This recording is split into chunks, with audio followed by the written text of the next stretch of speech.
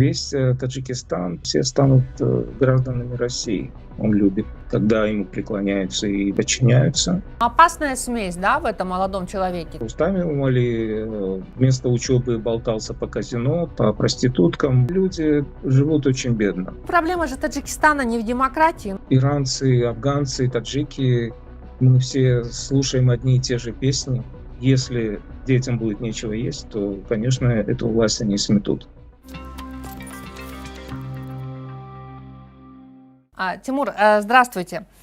Мне бы хотелось начать разговор с темы миграции, поскольку она важна для Таджикистана, но насколько большой масштаб миграции именно в связи с тем, что даже в Казахстане обсуждаются новые правила въезда в Россию.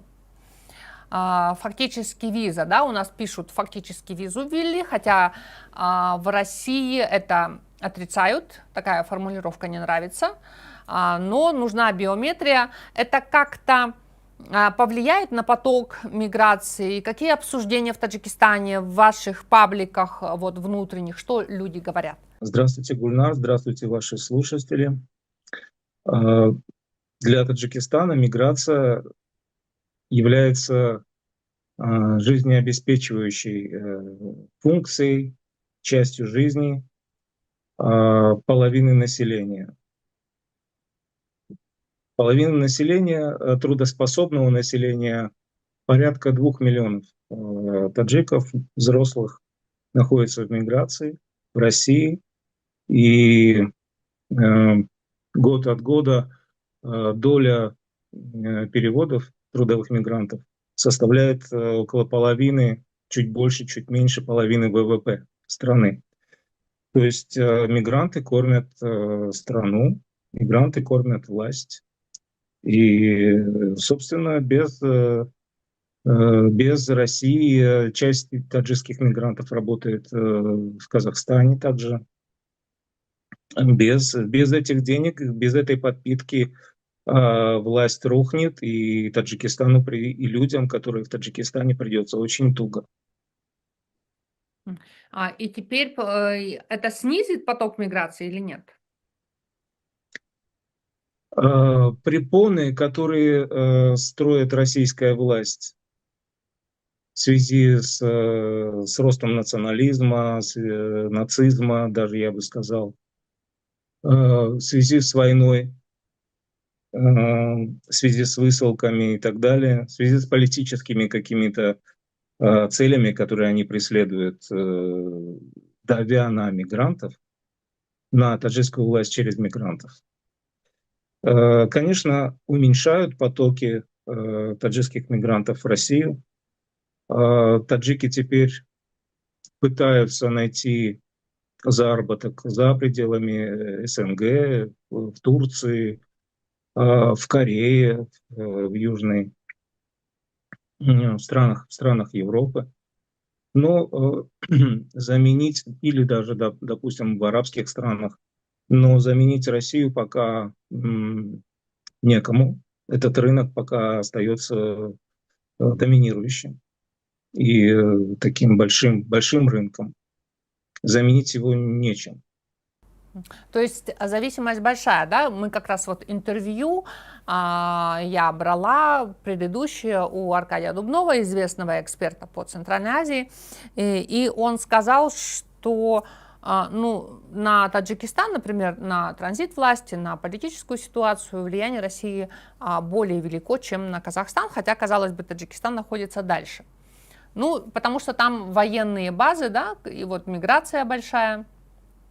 Да, опосредованно, конечно, даже не благодаря тому, что в Таджикистане расположена российская 201-я база, не в силу этого, а в силу того, что в силу зависимости Таджикистана, экономической зависимости и стабильности в Таджикистане от рынка труда в России. Это ключевая зависимость.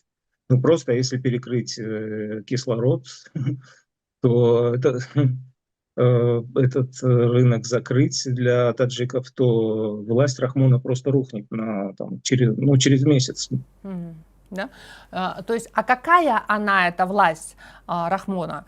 Люди ею прямо недовольны? Вы знаете, таджики пережили так называемую гражданскую войну, которая на самом деле была прокси войной, прокси российских ЧВК и российского Генштаба, ГРУ России против независимости Таджикистана.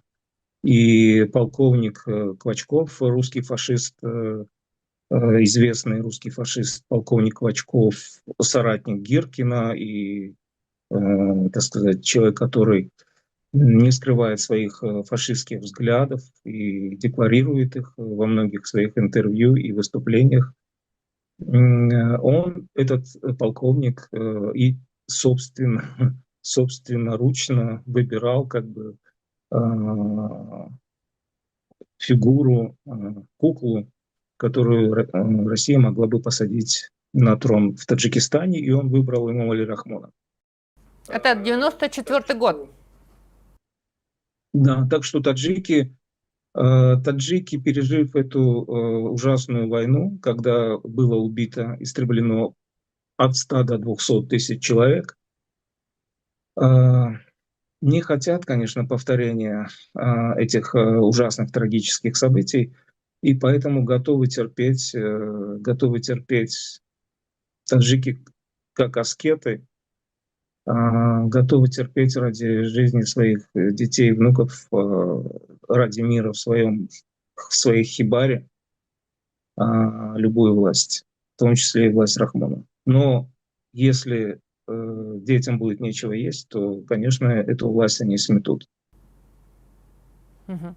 Но вы не ответили на вопрос, а какая она, эта власть? Вы знаете, я с 2008 года до 2013 года занималась проектом «Открытая Азия», я была главным продюсером, и тогда у меня не было ощущения, что в Таджикистане жестокая такая власть и жестокая диктатура, по крайней мере, что она более жестокая, чем в соседних республиках. Журналисты, даже они делали, вы знаете, что удивительно, говорят, Кыргызстан это был тогда островок демократии, но не было чувства, что журналисты чувствуют себя в Таджикистане менее свободными. То есть вот когда мы сюжеты обсуждали, такого не было. А сейчас вот по тому, что доносится из Таджикистана, впечатление, что ужесточилось все. Все усилилось, более там купировали, по-моему, даже того, что было, вот эти вот независимые региональные телестанции, которые готовили журналистские сюжеты про какие-то социальные проблемы, мы тогда делали острые социальные проблемы, поднимали, что сейчас этого нет всего. Конечно, ситуацию в Таджикистане нужно рассматривать в динамике. Она нестабильна, не статична, скажем так. Начиная с 92 года, Таджикистан пережил только 1 год свободы, неполный год свободы. За этот год в Таджикистане, благодаря перестройке Горбачева в парламенте, в первом парламенте Таджикистана, в выборном парламенте, были представители оппозиции, были неформалы, так сказать, не члены коммунистической партии, это были представители интеллигенции, знаете, это были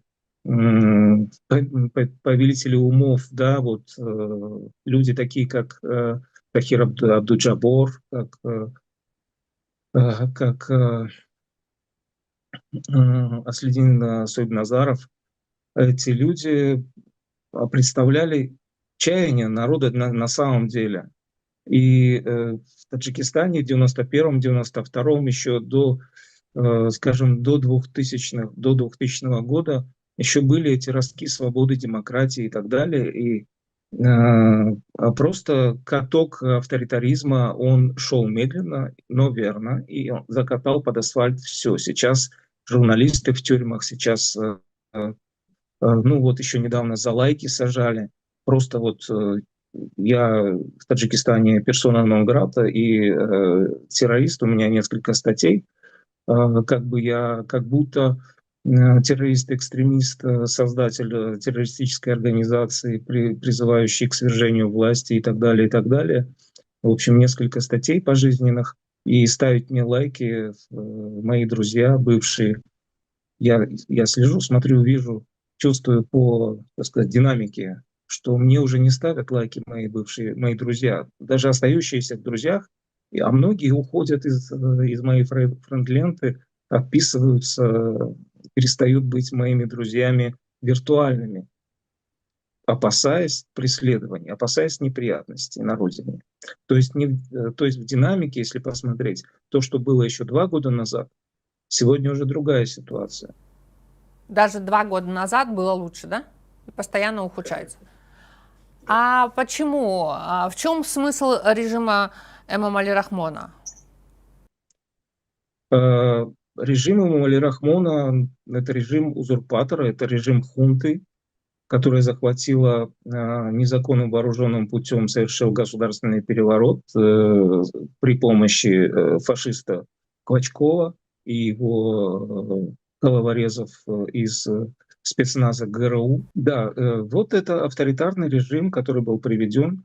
Но это было очень давно. Вы сами говорите, что режим, он трансформировался, он претерпевал метаморфозы, да, ужесточался. И сейчас, если происходит ужесточение, наверное, у этого есть смысл какой-то, ну, с точки зрения логики власти. Они что, ожидают транзита, поэтому ужесточают? Он хочет передать власть внутри семьи своей оставить. Сначала Рахмон преследовал цель подмять под себя Конституцию, и он это сделал, и он теперь бессменный пожизненный президент, и не только президент, но и как у вас было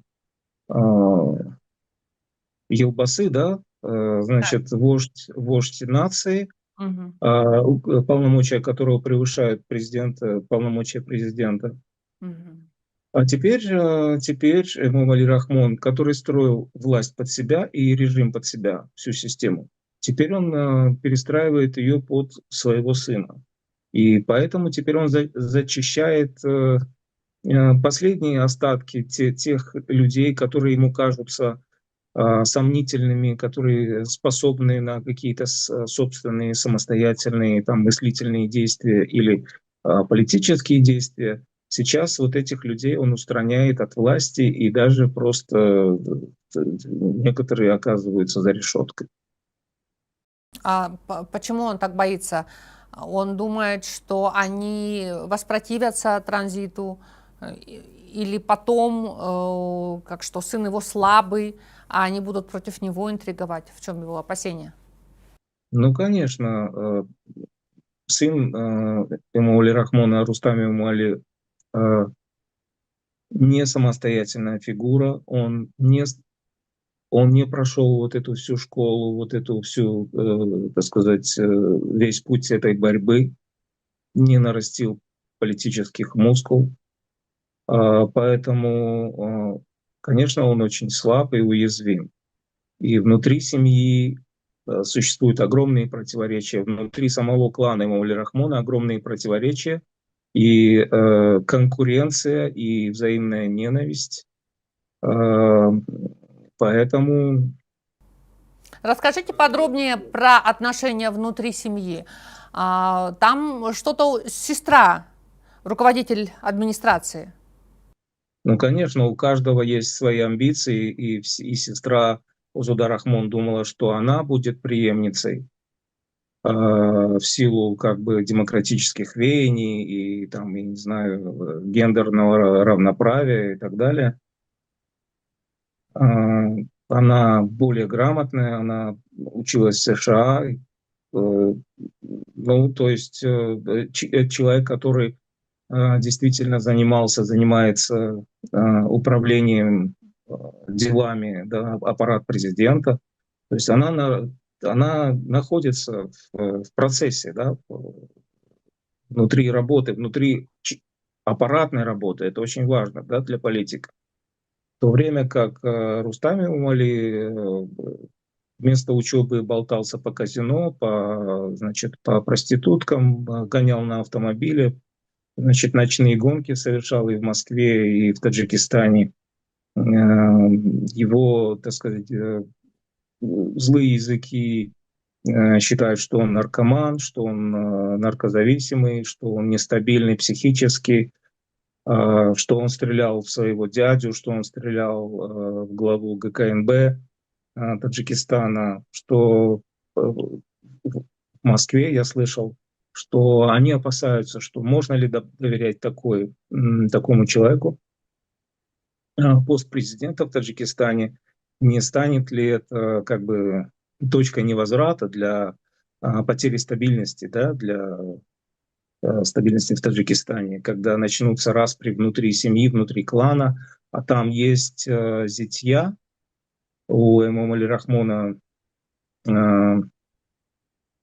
всего 2 сына и остальные все дочери, и у каждой есть муж амбициозный, и который благодаря близости к семье заработал большие-большие, огромные капиталы, там просто миллиардеры внутри клана. И только Эмомали Рахмону удается каким-то образом их примирить или, скажем, поделить рынок, да, поделить пирог, потому что они между собой конкурируют, ну, за все практически, все в Таджикистане контролируется или принадлежит членам семьи клана Эмомали Рахмона.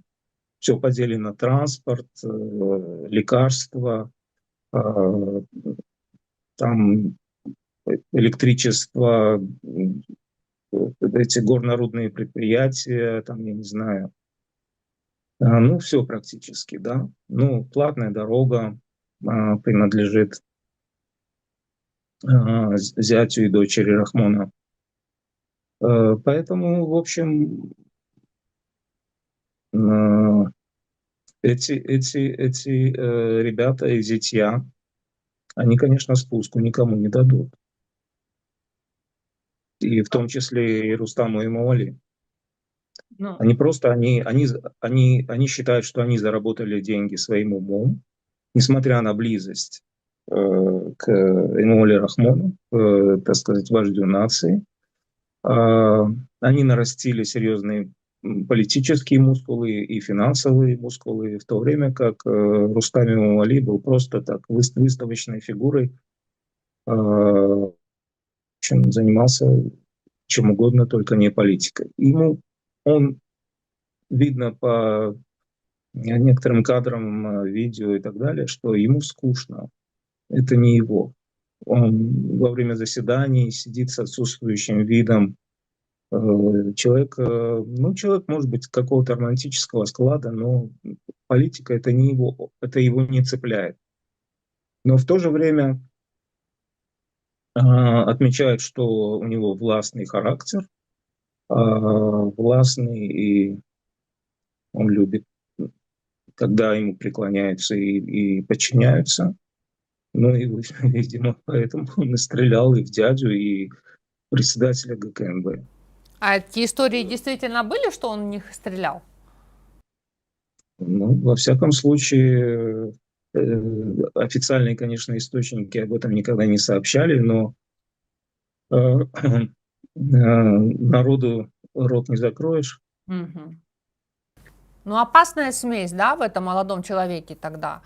Вот это вот и буйство характера, отсутствие интереса к политике. Отец этого не чувствует, что ли? А второй сын безнадежный?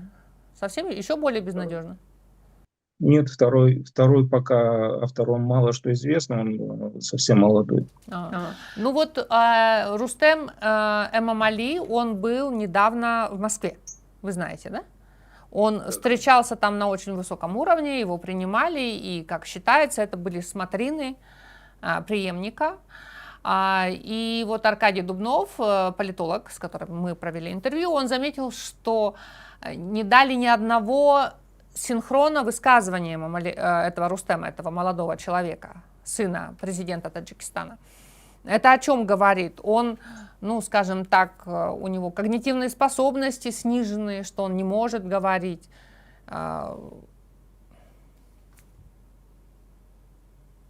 Это же, ну да, вот почему он ничего не сказал в Москве? То есть Аркадий Дубнов говорит, наверное, на него посмотрели и подумали, ну что ж, ладно, придется работать с этим. Но это же опасная история вообще, то, что вы описали, это опасная история. Она может рано или поздно привести к взрыву, к перевороту. Да, это опасная история, да. Ну, я уже говорил в интервью в программе «Настоящее время» и писал раньше, что за Рустами Эмомали закрепилось такое прозвище «Великий немой», что он не способен, в отличие от Эмомали Рахмона, держать аудиторию на протяжении 3 часов. Он может безостановочно говорить за трибуной. В Таджикистане есть такие самородки, были в политике такие самородки и помимо Эмомали Рахмона. Но Эмомали Рахмон на самом деле, он и молодой был, человек, подающий большие как бы надежды, и человек с большими способностями политическими. Он выступал без бумажки в парламенте, будучи 40-летним председателем колхоза.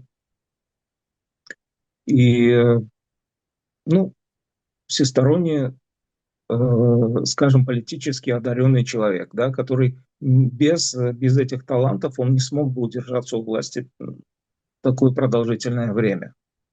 Там комплекс, да, как бы талантов. Мы не говорим, это хорошо или плохо, но так это факт.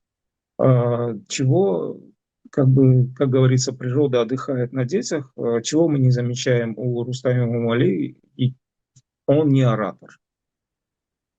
Он может долго с ним работали для того, чтобы он там произнес 1 или 2 речи, значит, заготовленные, написанные для него.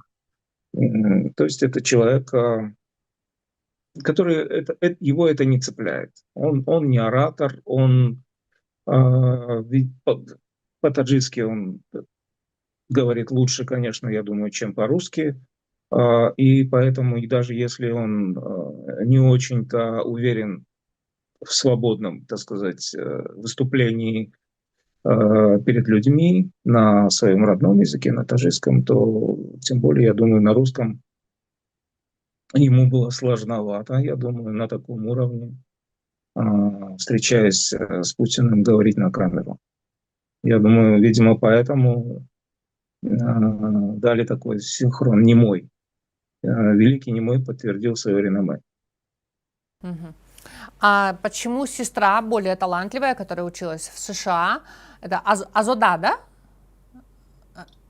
Да, ну... Почему на нее не поставили? Потому что она женщина все-таки, да?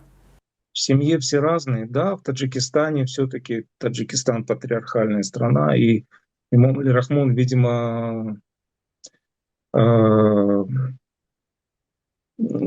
сомневался, хотя я думаю, что он думал, я думаю, что он не исключал этот вариант, но, видимо, остальные зятья, как я говорил, тоже имеют вес, и как бы почему вот она, почему не моя жена, да? То есть там уже немножко другой пласт.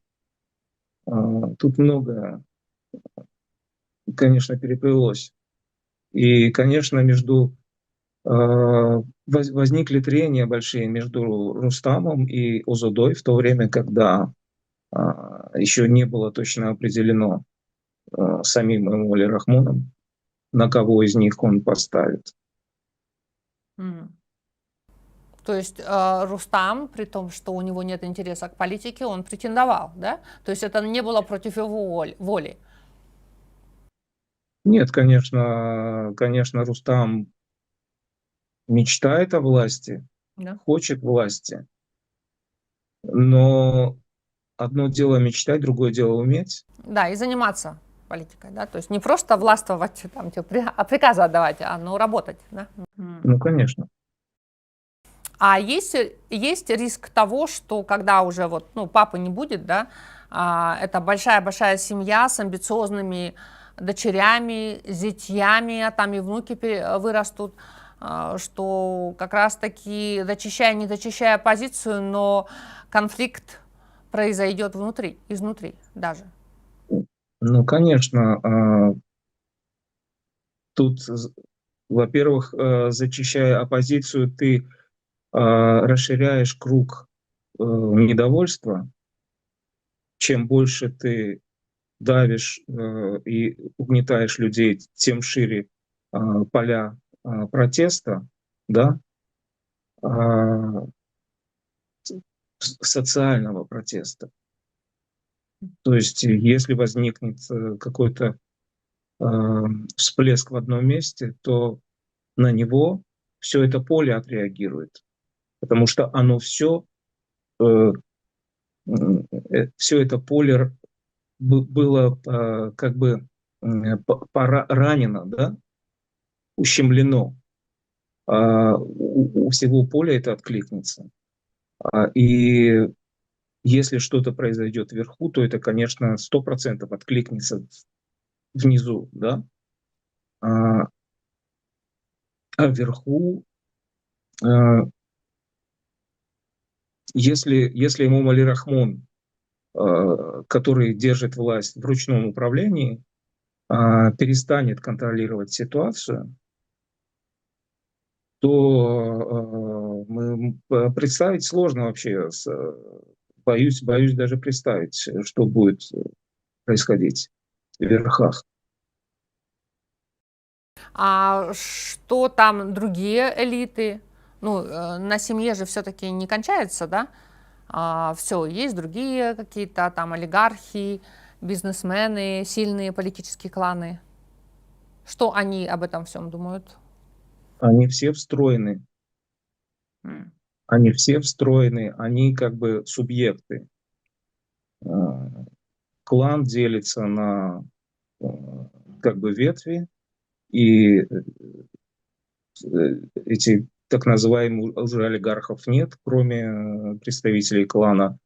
Ну, есть там считанное количество, они все встроены в систему. Они все, допустим, кто-то под э, братом Азизмо, жены Эмоли Рахмона, под Хасаном, кто-то под зятьями. То есть они все как бы вот вассалы, да, чьи-то. Мгм. Ну, там это так, да? То есть самостоятельных игроков вне семьи нет. Потому что у нас даже при Назарбаеве были сильные, самостоятельные такие там политики, бизнесмены. Нет, в Таджикистане это невозможно, потому что тебя сразу обдерут, оберут, обогреют и так далее. Что, ну, скажем, не с экономикой, а вот я спрашивала у туркменского журналиста, когда мы говорили про Туркменистан, как там живут люди. Вот какой уровень жизни сейчас? Понятно, что большой поток денег идет от миграции, да, то в том смысле, что в значительной части есть зависимость от этих поступлений. Ну, как вот простые живут таджики в городах, в Душанбе, в Худжанте. Я ездила лет 10 назад в Худжант. Да, прям 10 лет назад, в 2015 году. Ну, не в первый раз, конечно, но мне прям или время года было такое, мне очень понравилось. Как-то и было ощущение достатка, чистоты, ухоженности. Мы даже были вот на водохранилище, где такой курортик сделали маленький, в Худжанте. Да, в Кайракумском. Да, да, да, да. Вы знаете, большая поляризация. Есть, как я сказал, олигархи и, ну, то есть клан и его бизнес, и те, кто занимается бизнесом внутри ветви клан, ветви, до определенной ветви клана. А, И те люди, которые перебиваются, они, конечно, живут неплохо, да, потому что цены в Таджикистане невысокие относительно, при этом минимальная зарплата $55, а средняя 165. 165-170 долларов – это средняя зарплата, да. Э, На эту зарплату учитель, допустим, школы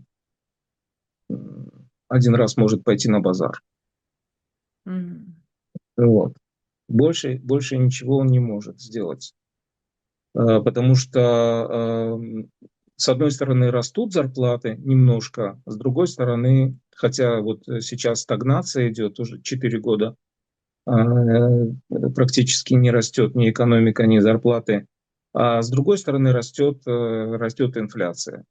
Мгм. Поэтому все дорожает. Э, ну, то есть люди живут очень бедно, просто, просто выживают, да. Те, основная масса людей просто выживает на эту зарплату, невозможно прожить. И если бы не в каждой семье или там где-то, там в каждой второй семье э, люди работают в России или в Казахстане, если бы не эти переводы, то, конечно, Ну, было бы трудно, да. То есть Эмомали Рахмон, он с точки зрения экономики не очень, да, то есть особо, вообще ничего не сделал. Ему ничего нельзя поставить в заслугу памятникам. Ну, Рагунская ГРЭС, как там, он строит гидроэлектростанции. Вот, я помню, все годы своей независимости Таджикистан пытался построить, да, Рагунскую ГРЭС.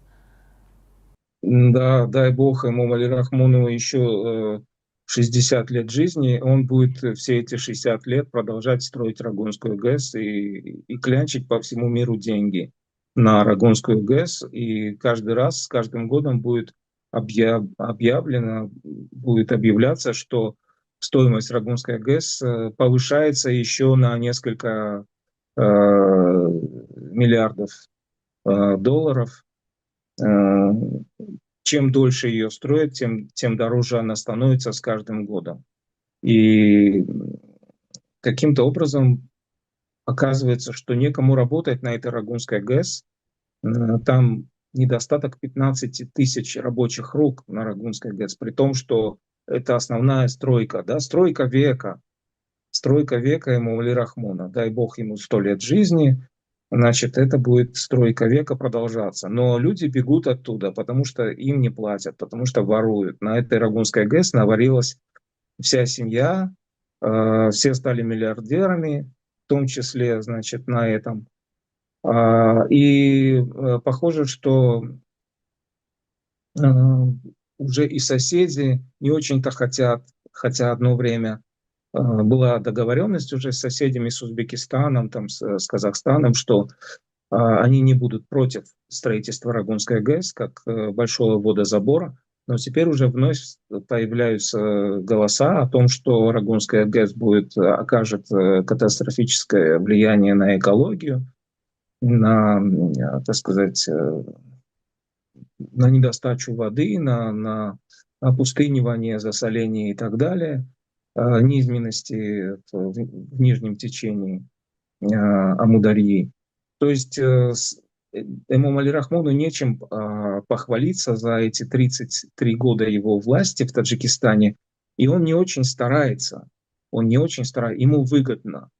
Ему не выгодно, чтобы население Таджикистана жило хорошо, и чтобы оно богатело, потому что население Таджикистана растет, с одной стороны, с геометрической прогрессией, да, в геометрической прогрессии, а с другой стороны, ему нужен клапан для того, чтобы эти люди куда-то уезжали. Вот Россия для него клапан. А, Вот он открывает этот котел, если это будет закрыто, все, котел взорвется. Поэтому ему не нужно, он не создает рабочих рук, рабочих мест в Таджикистане.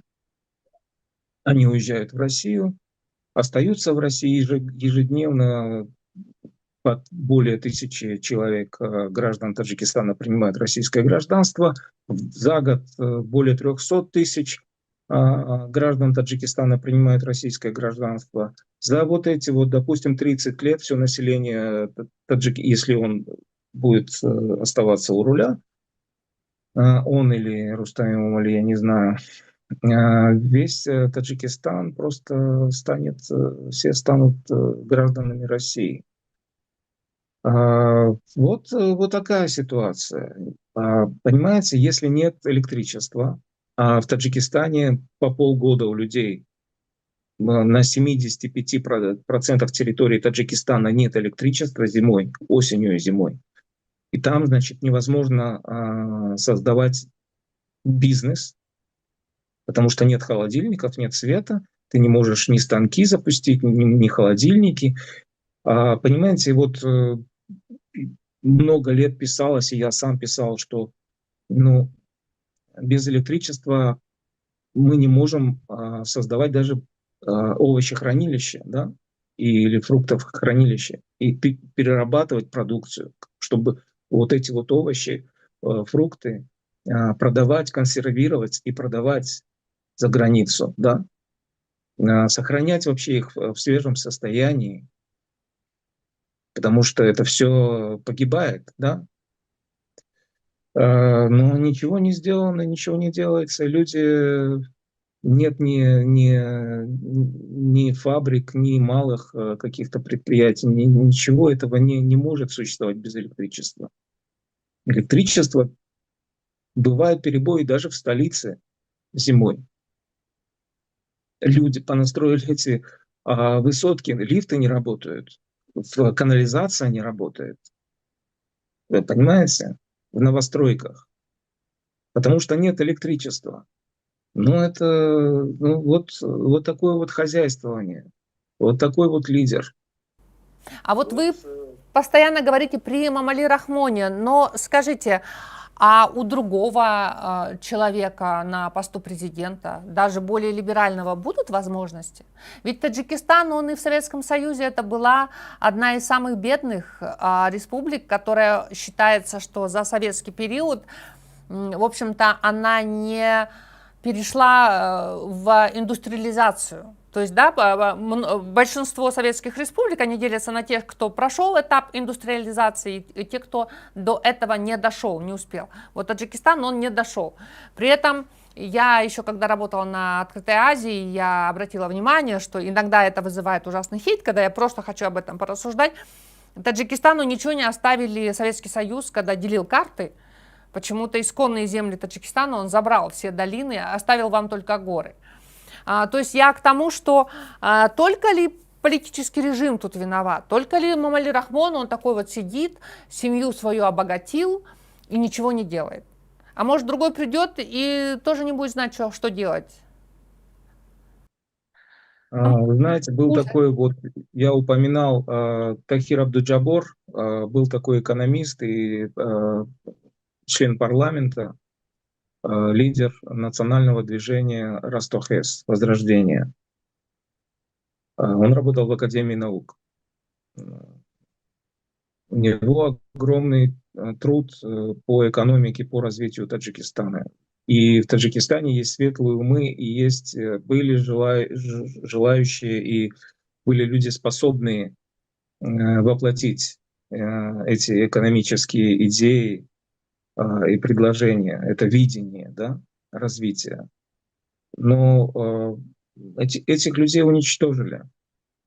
Кого отравили, кого посадили, кого убили, кого изгнали, кто сам вынужден был уехать, потому что не видел просвета. Власть должна быть ответственной перед населением, перед народом, который выбирает эту власть, да? Потому что источник власти — это народ, да, по Конституции. Ну, у нас на Конституцию наплевали, и Эмомали Рахмон многократно предал ее и изменил. Ну, скажите, ну проблема же Таджикистана не в демократии, ну как-то странно об этом говорить. Все-таки она, она уже, наверное, и в нравах каких-то действительно очень, очень архаичных, и в качестве вашего авторитаризма, что да, вот он, самый ужасный авторитаризм, диктатура, да, когда она вообще ни к чему не ведет. У нее нет плана и нет, а ради чего она? Она ради развития своего народа, да, ради развития экономического роста, ради чего? А вот у нас в Центральной Азии садятся такие царьки, падишахи, они вообще ничего не делают, у них единственная цель – это самосохранение. Вот. Вот смотрите, вот вы говорите… А вы демократия. Ну какая демократия? Ага. Хорошо, хорошо. Вы говорите, при Советском Союзе Таджикистану ничего не досталось, не было индустриализации. Это не совсем так. Значит, при советской власти в Таджикистане были построены многие заводы и фабрики, которые работали, давали работу тысячам, десяткам тысяч людей. Десяткам тысяч людей, ткацкие, значит, легкая промышленность, там, текстильная, по, значит, переработку хлопка, значит, там шелкопряд, предельные фабрики, шелкопредельные фабрики, ковры производили в Таджикистане. Мои родители работали на текстиль-комбинате в Таджикистане, в Душанбе огромный комплекс. Все это было потом поломано, продано на утиль, на железо. В самом Душанбе было несколько больших предприятий, которые работали и давали работу в большой части горожан. Этих предприятий больше не существует. При советской власти руководители, которые были, они были подотчетны. Пусть даже не народу, но они были подотчетны там ЦК, там комиссиям всевозможным и так далее, и так далее. А этот же посажен на штыках, и он никому не подотчетен, кроме Путина. Да, и Путину вообще наплевать на то, что в Таджикистане развивается промышленность, есть рабочие руки или нет рабочих рук. Для него это не важно. Ему главная стабильность, чтобы там войны не было. Конечно, для него важна стабильность. О людях никто не думает. Поэтому, когда я говорю демократия, я имею в виду подотчетность, когда власть, если у нее, у представителя власти нет совести и, скажем, чувства миссии, да, когда при советской власти у нас в Таджикистане были руководители, которые понимали, у них было чувство миссии, служения народу, да, служения своей стране.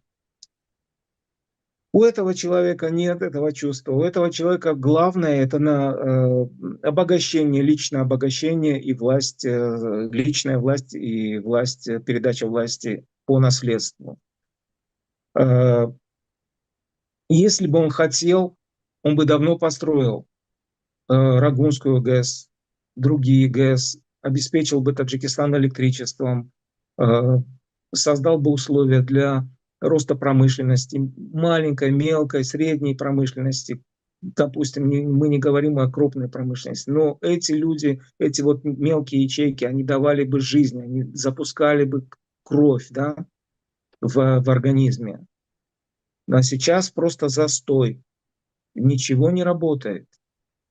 Он продает электричество талибам, вы понимаете, за валюту.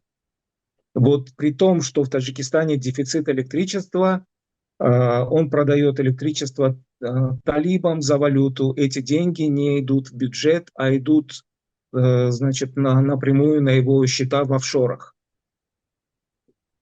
То есть обогащает его лично. А государственное унитарное предприятие Барки Тоджик, это Таджик Энерго, является банкротом является, потому что львиную долю электричества забирает алюминиевый завод, который принадлежит Эмомали Рахмону.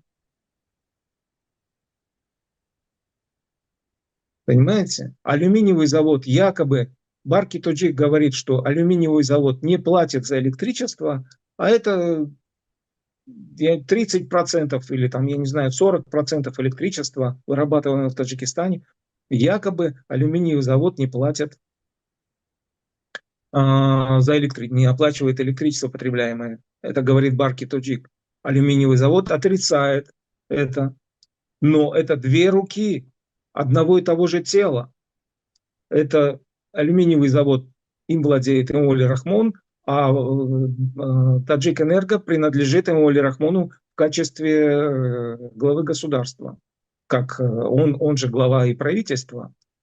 И Барки Тоджик, значит, подчиняется непосредственно главе правительства. И вот эти две составляющие, они никак не могут соединиться, потому что, ну вот, вы понимаете? Я-то вас понимаю. Я-то вас понимаю. Знаете, это очень характерно для Центральной Азии, ну и для всего мира, как есть, да, выражение «каждый народ заслуживает своего правителя». А тут, если отзеркалить, вот как вы говорите, что вот проблема только в том, что он не подотчетен, то есть нужна демократия. Но мы всегда должны себе признаваться, наши народы готовы к демократии. Вот вы считаете, таджики, они сейчас созрели для развитой демократии? То есть, но с другой стороны, понятно, я не противник, я вообще двумя руками за. Но будет демократия, кто у вас придет? Придут исламисты, либо вообще не смогут договориться разные кланы, там горно-бадархшанская, там южане, там северяне, начнется гражданская война, еще хуже, еще такой отток, да. Но когда есть жесткая власть, что начинает правитель, он не может подняться выше интересов такой своей личности, да, получается, маленькой. Он начинает просто обогащаться, он пользуется тем, что он не подотчетен, да, вы тут совершенно правы.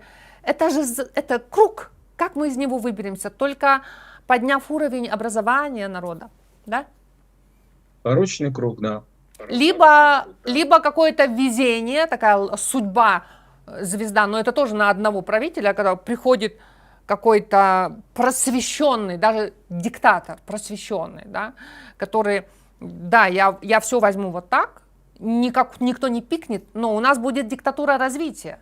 На развитие. То есть цель развития, а не цель это мой сын, вот это моя дочь, вот это их зять, и мы все поделим, да. Но не везет, пока нам не везет. Пока не везет. Но в истории есть такие примеры. Например, я не знаю, вот Ататюрк, да, есть тот же, допустим, тот же Пиночет. Есть, допустим, в советский период наши первые секретари, они тоже, в общем, были царьками, да, и тоже были подотчетны в Москве и так далее, зависели от этого. Но ведь они, ну, я говорю, я повторяюсь, наверное, у них было чувство или совести, или миссии. Почему вы так считаете? Что у них было? Почему? Может быть, вам на расстоянии так кажется? На самом деле, просто они не могли вести себя, как Эмомали Рахмон, потому что... Не могли, да. Потому что была Москва. Там была партийная диктатура, да? Его бы просто сняли, пошли бы жалобы, анонимки, там подписи, его бы сняли. Так же? Эмомали Рахмон, он откуда вышел? Он же вышел из Советского Союза. Да, и закопал свой паспорт, свой партийный билет закопал тут же. И, значит, он выступал против независимости Таджикистана, голосовал против декларации о независимости Таджикистана. Да? А потом теперь на каждом транспаранте, баннере в Душанбе висит, что он, значит, он говорит, там цитаты его, что независимость – это наше главное достояние, что и так далее, храните, значит, священную нашу независимость. И он такой вот, знаете, этот провозглашенец, да, вот этот вот оракул независимости. Но на самом деле он ничего не сделал. И он вот делает то, что таджики принимают гражданство России, он возвращает Таджикистан в полную зависимость перед Россией. Когда мы говорим о том, что вот эти вот сдержки и противовесы существовали в советское время, да, первый секретарь, у него был второй секретарь, у него был там, я не знаю, ЦК там и так далее, там ревизионная комиссия и так далее, Партийный контроль был, и конечно, да. партийный контроль, да. Вот я об этом говорю. Когда я говорю о демократии, я говорю о том, что не должна быть вся полнота власти в руках у руководителя государства. Должны быть независимые суды, должен быть независимый прокурор, должен работать Конституционный суд. Но это вы говорите про демократию, которая у нас пока недостижима. Ну о чем вы говорите вообще? О Но чем это вы говорите? практически те же самые механизмы, которые существовали, допустим, при советской власти. Скажите, ВВП Таджикистана выросла с 90-х годов? Вот гражданская война закончилась. Все-таки Эмомали Рахмон, кстати, я заметила, когда еще вот работала в Центральной Азии на проекте, он ставит себе в заслугу, да, окончание гражданской войны. Как-то вот идеологи повернули так, будто чуть ли не он ее закончил. Ну вот смотрите, война закончилась с этого момента до сегодняшнего. ВВП как выросло? Ну, конечно, выросла. Конечно, выросла в разы по сравнению с 90-го года. Выросла ВВП. А, но, но несмотря на то, что выросла ВВП, вырос ВВП, уровень жизни-то не вырос. Уровень жизни был в 90-е годы выше, скажем, еще в 91-м году, выше, чем нынешний уровень жизни. У некоторых, ну, скажем, в среднем, да. Точно. Конечно, сейчас люди имеют возможность накопить, там, я не знаю, создать бизнес, накопить, построить дом, купить автомобиль, чего раньше средний человек, советский человек не мог себе позволить, да. Могли только, там, я не знаю, люди, приближенные к партии и власти, могли себе это позволить.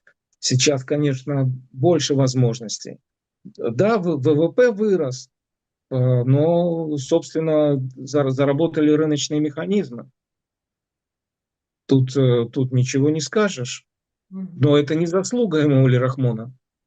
Ну, рынок сам по себе что-то, но делает, да? Это просто другие экономические условия.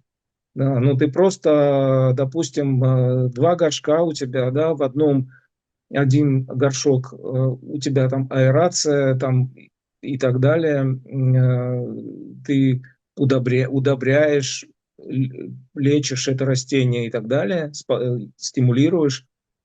И большая разница. Ты увидишь, в одном горшке ничего не выросло, все зачахло, или какой-нибудь тощий хилый росточек, а в другом куст богатый, я не знаю, там, с плодами там, и так далее. Ну вот, уровень образования, как он?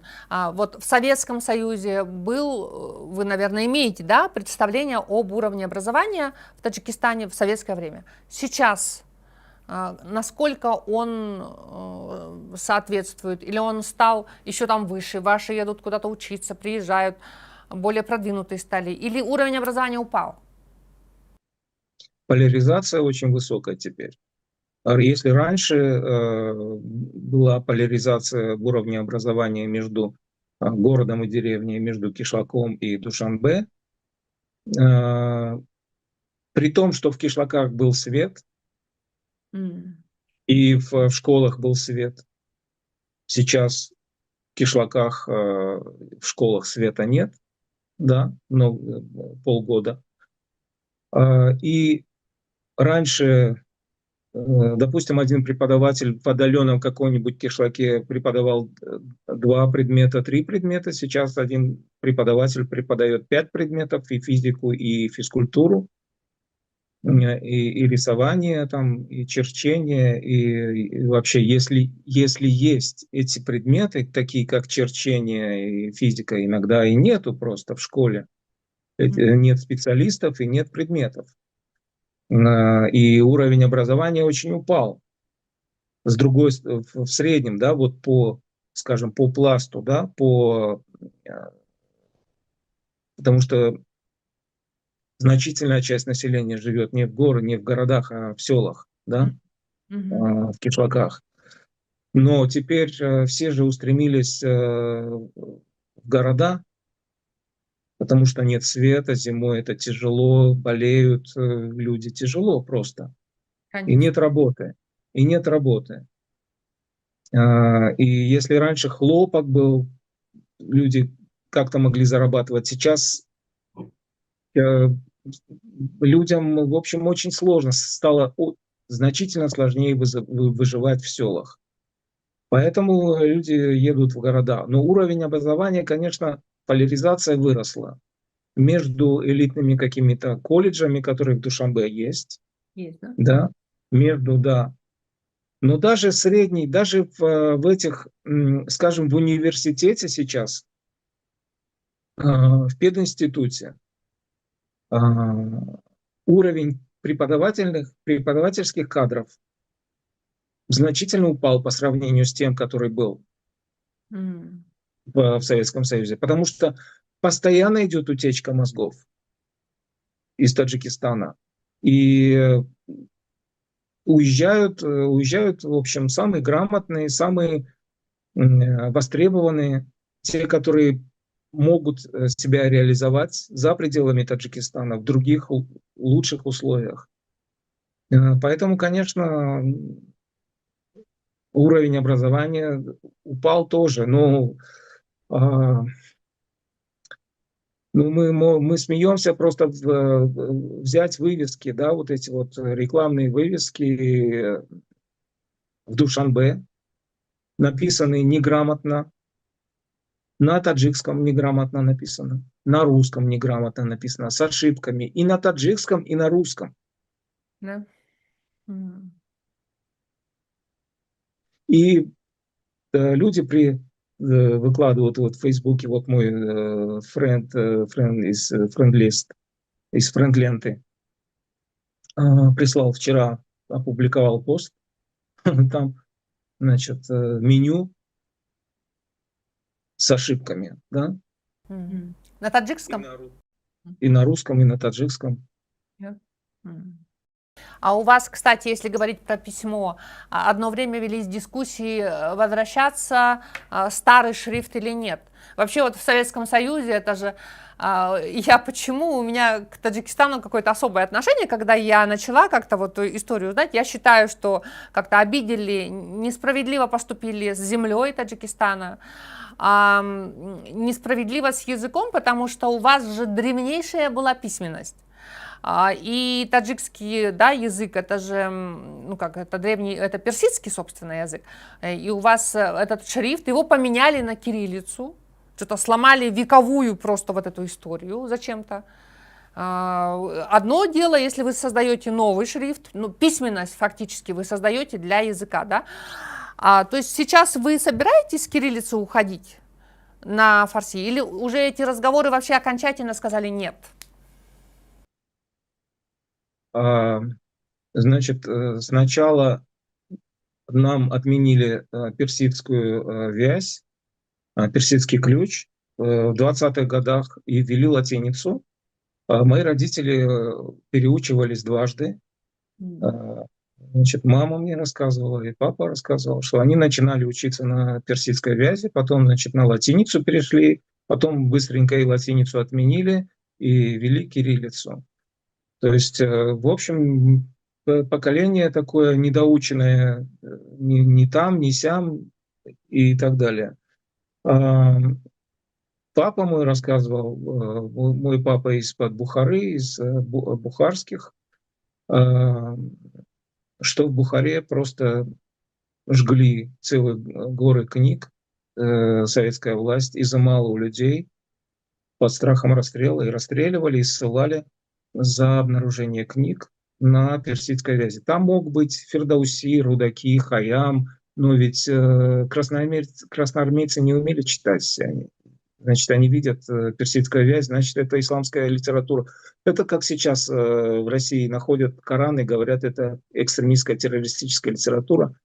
И, значит, это является у них уликой для того, чтобы посадить человека, спрятать его там, чуть ли не пожизненно.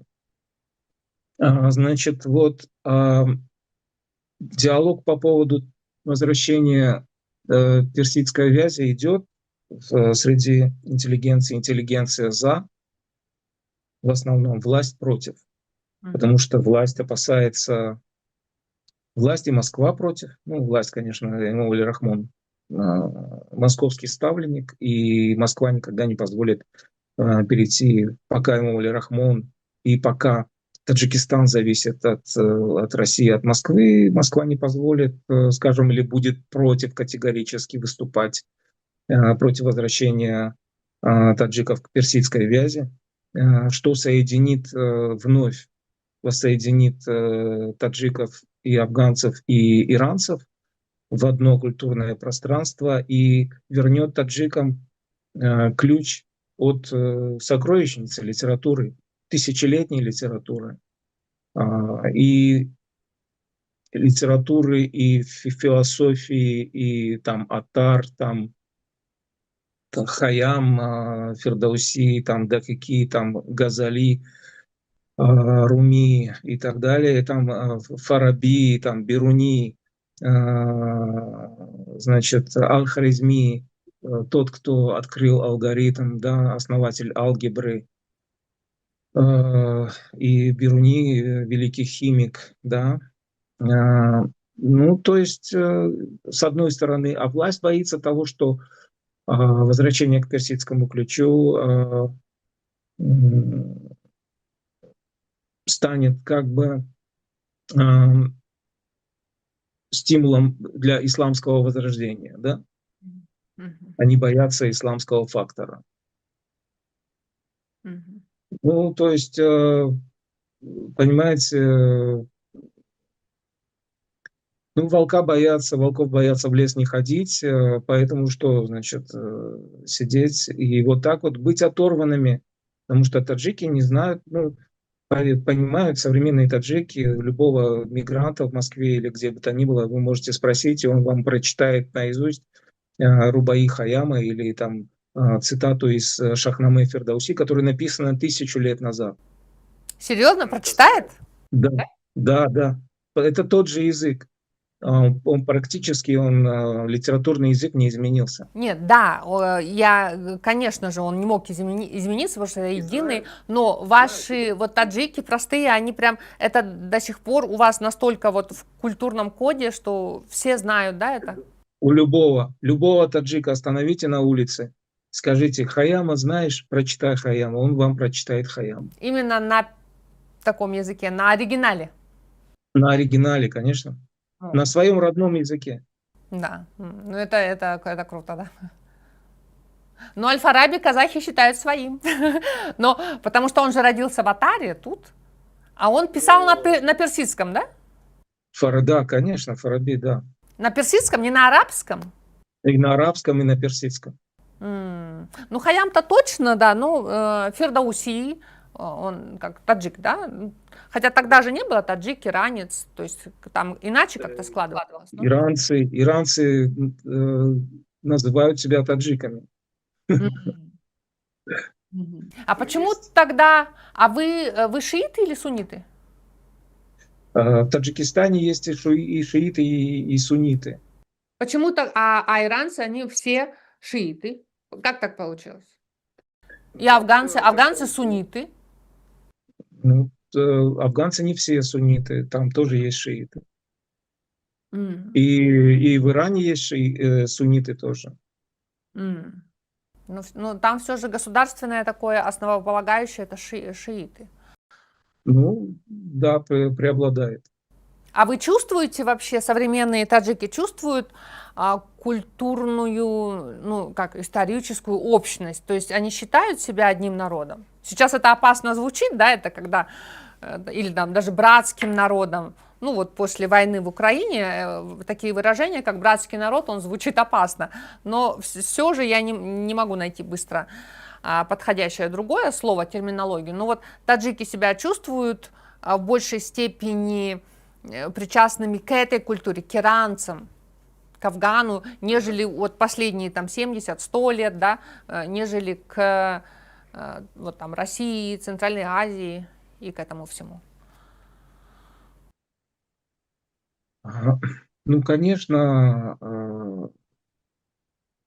исторически, конечно, это корни, да, от этого никуда не деться, и это, как говорится, ты хочешь или не хочешь, кому-то нравится или не нравится. Конечно, мы все, иранцы, афганцы, таджики, мы все слушаем одни и те же песни, поем одни и те же песни. Иранцы поют таджикские песни, наши таджикские, бадахшанские, памирские песни иранцы очень любят, афганцы. Потом у нас в Таджикистане мы очень обожаем Гугуш, да, иранскую певицу, и, и афганских певцов тоже, да. Поэтому это общее, да, это общее пространство, общее культурное пространство. С другой стороны, таджики тысячи лет в Центральной Азии живут с другими народами, да, с узбеками, с киргизами, с казахами. Мы живем в одном тоже общем пространстве. Есть как бы и Иран, и Туран. Это как бы две части одного сердца, да, левое полушарие, правое полушарие. Вот, мы живем в Туране.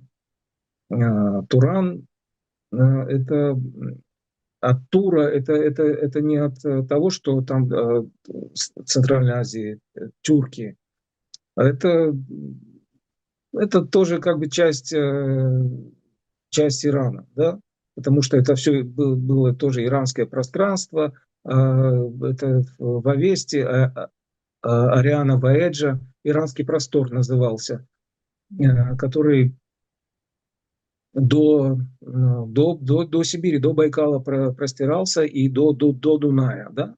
Но потом мигрировали, потом, значит, смешивались, вливались в другие, в том числе, помните, вот я был в Астане, вот эта вот башня, да, высокая башня независимости, да, Да, да. Байтерек, Байтерек. да, да, Байтерек, и там наверху, значит, рисунки и просаков, да, Да, да, да, да. Мифология. значит, ну, саки это скифы, значит, и одни ученые утверждают, что они были ираноязычные, то есть они были иранцы по происхождению, индоевропейцы. Другие утверждают, что они были тюрками, но, может быть, одно время они были только индоевропейцами, но потом, я думаю, это был союз племен. И потом это был такой союз племен, мощный такой евразийский союз племен, который прошел в том числе до Европы, дошел даже до скифы, сарматы, есть захоронения в Великобритании. Захоронения. И во Франции есть. Как они туда добрались, да? Да, это серьезно, на самом деле. Есть топонимы, значит, которые я знаю, есть места, значит, где я бывал, исторические места сражений, где с одной стороны были войска, есть каталонские поля во Франции, где в 500 году нашей эры последний римский полководец Аэций сразился, его войско сразилось с войском Аттилы, и на той, и на другой стороне были, значит, сарматы, аланы и тюрки на обеих сторонах, по обе стороны. И, значит, там были также вестготы у Аэция, а у Аттилы были остготы. Понимаете? То есть и германцы тоже по обе стороны, разные. Это было огромное побоище, огромное. Говорят, что это самая большая битва в истории человечества, до 300 тысяч участников. Поэтому я говорю, кем себя ощущают таджики. А с одной стороны, это иранцы, мы, значит, с другой стороны, мы живем в Туране, и мы чувствуем рост, родство и близость духовную, не только и кровную, в том числе и с казахами, и, там, и с узбеками, и с киргизами. У киргизов есть, значит, этот Манас, где таджичка была основательница, Мгм. мать кыргызской нации, да. Мгм. В общем, такие вот вещи. И вот это вот Байтерек, когда я увидел Саки, скачущие по степи. Насколько сейчас таджики религиозные? Насколько там у вас есть вот риск радикализации этих настроений? Вот я знаю, 10 лет назад, чуть больше 10, как раз-таки правление Эмомали Рахмона, он все-таки что-то делает, да, чтобы в стране было там, хорошо. Он объявил же борьбу с бородами, с чадрой, одним из первых в Центральной Азии. То есть людей прям ловили на улице и там брили им бороды. Вот. Это увенчалось успехом? Это политика? Знаете, для того, чтобы росла трава хорошо, ее косят. Значит, чем больше Эмомали Рахмон брил бороды, тем больше он вызывал протест. И он провоцировал радикализм, исламский радикализм. Поэтому самое большее количество таджиков в процентном соотношении в ИГИЛе было. По-моему, чуть ли не 20 тысяч таджиков. И даже целый командир таджикского ОМОНа Гульмурод Халимов, полковник, которого лично награждал Эмомали Рахмон, вместе со своей, как бы, со своими последователями, около там 10 или чуть больше человек, бойцов, отправился в ИГИЛ в знак протеста, и он там в одном из своих заявлений он сказал, что он принял это решение после того, как Эмомали Рахмон в очередной своей речи оскорбил его чувство верующего. Поэтому Эмомали Рахмон на самом деле, зная или не зная, скорее всего, просто потому что он тупой и недальновидный, провоцирует рост исламского радикализма.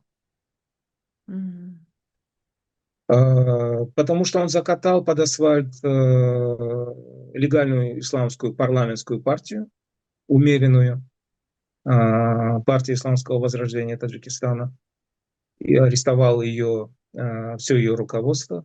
Он уже тогда намеревался продлить свою власть вечно и передать власть по наследству. Поэтому партия исламского возрождения, которая на последних выборах тогда показала устрашающие для власти результаты, легально люди проголосовали за эту партию. Она могла получить большинство голосов, ну, значительное число голосов в парламенте, и просто легально набирала политический вес. Поэтому он запретил эту партию, арестовал, придумал повод вместе с Москвой, обвинение в мятеже, попытке госпереворота, и провел репрессии, операцию такую, целую кампанию. Все руководство, которое было доступно, которое не успело выехать, было посажено пожизненно, находится сейчас в тюрьмах, некоторые уже умерли, некоторые болеют, их пытали, и, так сказать, физически, током и так далее, психически, и голодом, и болезнями, не оказывая медицинской помощи. И устраивая бунты, руками игиловцев отрезали головы. Значит, вот такая вот вещь. Поэтому конечно, Эмомали Рахмон натворил чудес, бед для Таджикистана, и очень сложно будет потом выходить. Тяжелое наследство достанется и его сыну, и тем, кто придет после. Но, да, и закругляя, да, от семьи начали, к семье вернемся, насколько это устойчиво все-таки власть тогда семьи, насколько пройдет устойчив, на ваш взгляд, транзит, потому что мы же знаем, вы говорите, что там все остальные бизнесмены и политики, они в чьем-то клане, но в Узбекистане тоже было все консолидировано. Но вот стоял человек у подножия трона, да, президент Мирзиёев, премьер-министр очень долгое время, и в итоге он оказался успешным президентом, и ни у кого не возникает сейчас вопросов. Возможно, сейчас сидит кто-то, и как вы считаете? Ну, видите ли, ситуация несравнима, ситуация в Узбекистане и Таджикистане. Во-первых, и экономические, и традиции, как бы городские, все-таки и клановые, знаете, взаимоотношения в Узбекистане традиционные не были поломаны. В Таджикистане все было сломано. В Таджикистане, когда, как вы правильно говорили, таджики остались без Бухары и Самарканда, без традиций городских и, так сказать, центров силы и центров власти. Худжанд был долгое время как древний город, единственно доставшийся Таджикистану город с тысячелетней историей, двух или более тысячелетней историей, где бывал сам Македонский. Ну, в общем, в 90-е годы произошел вот этот слом. Перестройка межклановых, скажем, региональных взаимоотношений. И теперь, в то время как у Ислама Каримова не было наследников, все равно власть перешла к представителю, скажем, одного клана, да, там, Самарканд, Мирзиёева относят почему-то к самаркандским, да. В Таджикистане, я думаю, что власть все-таки останется в руках у кулябского клана, но внутри кулябского клана там тоже противоречия. Там между донгаринскими и кулябскими серьезные трения. И потом внутри донгаринского клана Рахмона тоже серьезные трения. Поэтому, вы знаете, вот историю, если вспомнить историю великих моголов, там отец сына убивал, сын отца, там брат брата и так далее, и так далее. И все монархии кончали этим. Это Все исламские монархии. Многоженство этому способствовало, да. не только исламские, это все монархии. Внутри монархии, возьмите британские монархии, французские монархии, внутри были вот эти вот внутрисемейные распри. Брат убивал брата, отец сына и так далее, сын отца и так далее. Поэтому здесь, если власть Эмомали Рахмон передаст сыну, то там есть кому претендовать еще, помимо него. Ну, второй гражданской войны не будет в Таджикистане, будем надеяться. Ну да, мы будем надеяться на это.